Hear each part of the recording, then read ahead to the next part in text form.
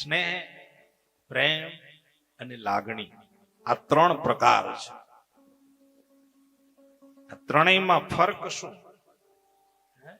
સ્નેહ, પ્રેમ અને લાગણી, આ ત્રણ પ્રકાર, આ ત્રણેયમાં ફરક શું?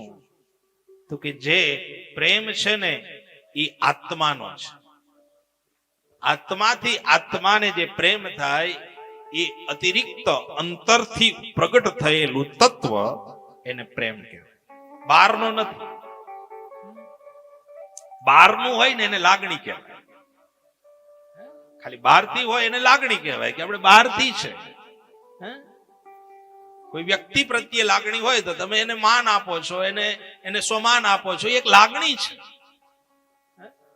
ઘરની અંદર કોઈ વડીલ છે તો એને તમે માનપૂર્વક બોલાવો છો, એ તમારી લાગણી છે, એને લાગણી કહેવાય. પ્રેમ નથી.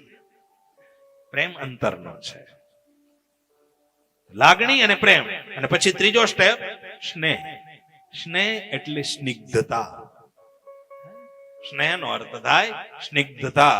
સ્નેહ એટલે એક પ્રકારની આંતરિક ભાવના જેના પ્રત્યે હોય એના પ્રત્યે તન, મન અને ધન એને સમર્પિત કરી દીધું હોય એને સ્નેહ કહેવામાં.